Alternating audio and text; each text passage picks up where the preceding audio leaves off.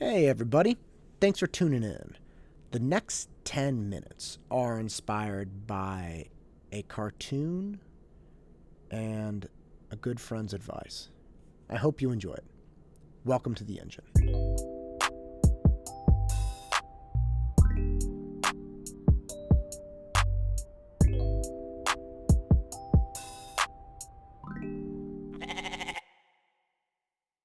My boys love ninja shows because, let's face it, they're little boys and they're like roughhousing and they're like imagining themselves as ninjas. And we do Brazilian jiu-jitsu and things like that. So they love wrestling around. They love just being awesome and ninja kind of stuff, which is cool.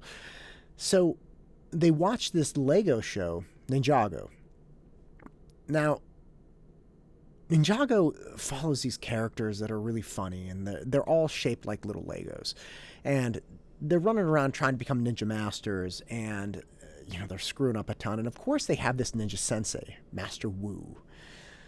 And Master Wu's fantastic. He's hitting them with like bamboo sticks. He's making them do all these ridiculous drills. But more than anything, Master Wu really tries to impart the wisdom of being a ninja. And and he has these little sayings that he imparts, and sometimes the ninjas pick them up, and sometimes they don't really get them. And of course, it's always revisited later on in different episodes and things like that.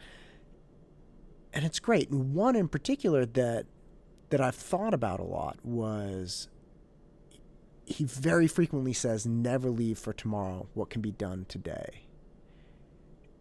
And I love that in my own life. That's why I've never heard it said that way. But for instance, when I come home, right, if I'm out working out or something, I come home. I come home from a bike ride or a run.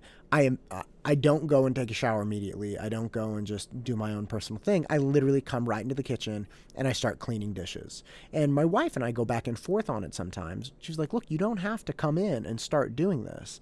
And and my response is almost always the same. It's, "Hey, look, it needs to get done. I want to get it done. That's it. I want to make it happen here." And I think she appreciates that. And of course, our house is very well put together, especially for having three crazy boys. It's not dirty or nasty or anything. At the end of the day, all the toys are picked up. And and I think about Master Wu and the little things he says, but it pretty much just stops at the dishes and things like that. But I went to see a couple friends the other day on Saturday. Again, the jiu-jitsu school I go to, we're used to seeing each other every single day, and we obviously have been doing jiu-jitsu. So I go to Danville Jiu-Jitsu on Saturdays to grab like a beer with a couple friends, right? And it's the people who train there, and they come in for an hour. We chat and we bring lawn chairs and stuff, and just hang out in the parking lot. So I pull up the other day, and my very good friend Marty's there. And I happened to be having a horrendous day. My kids they were just being kids, and they're done. They're done. They don't want to be at home anymore. I got a 3-year-old, a 6-year-old, an 8-year-old. They are fried. They're on top of each other all the time. They don't have any personal space. They're just struggling, and it was a really, really rough day. And I pull up, and I only swung by just to say hi. I wasn't there to really relax and sit down, but just pulled up to say hi. And I kind of told the guys what was going on. I'm like, "No, I'm not drinking, but maybe I'll have a couple when I get home," kind of jokingly. And Marty laughs.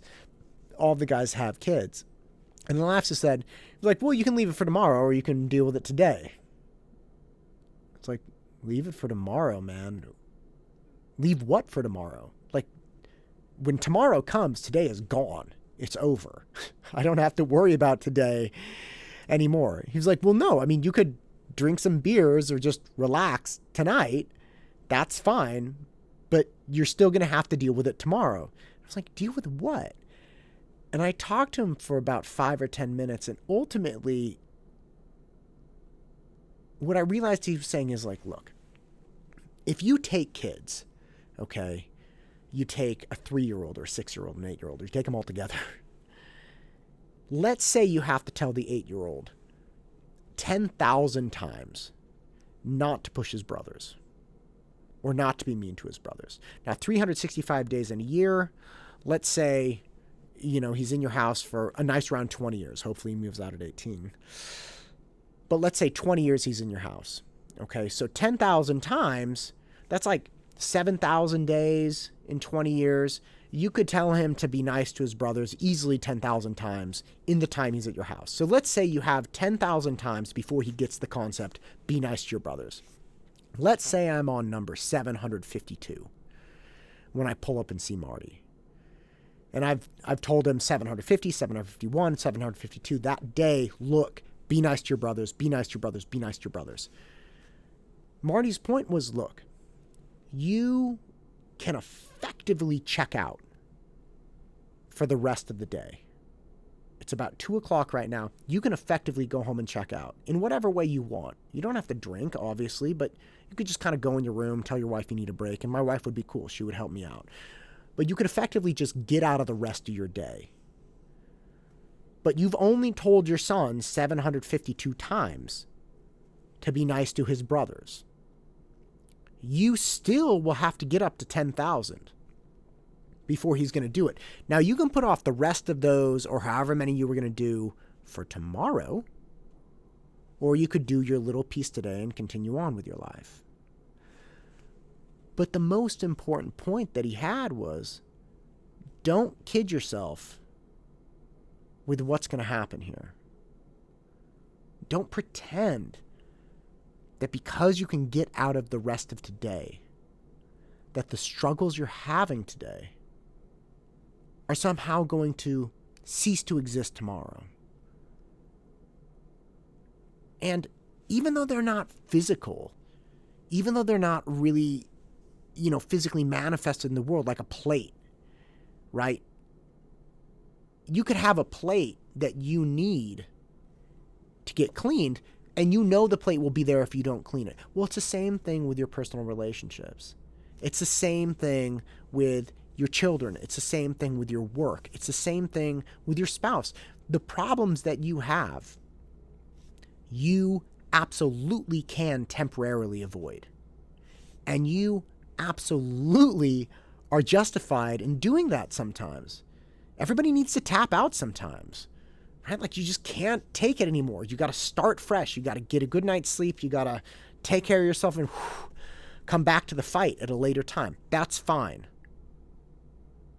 But the fight will still be there.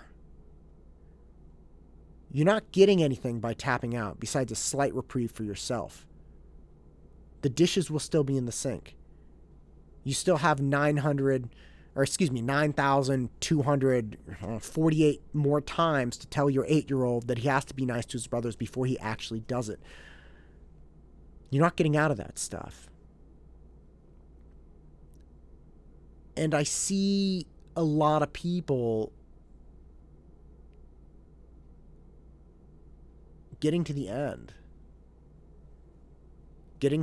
of their patience, getting to the end of their capacity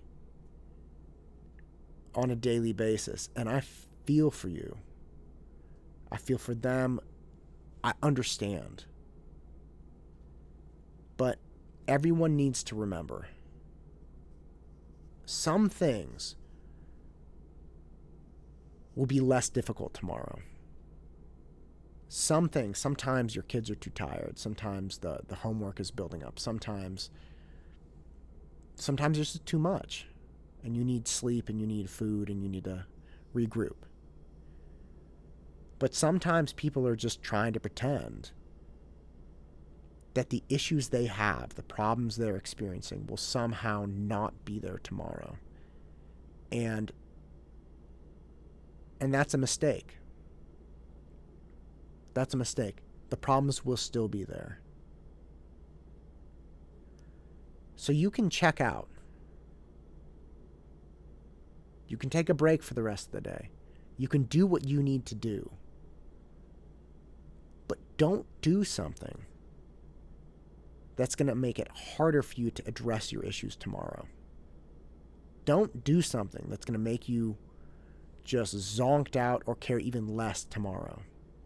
If you really need to take a break, if you really need to take a step back and regroup, fine, do it. God bless it. But don't get in the habit of doing things like going home and getting drunk or something like that. Don't get in the habit of doing things that are going to make it even harder for you to address the problems that will be waiting tomorrow morning. I'm Matt Todd, and this is the engine that drives me. Go out and crush it.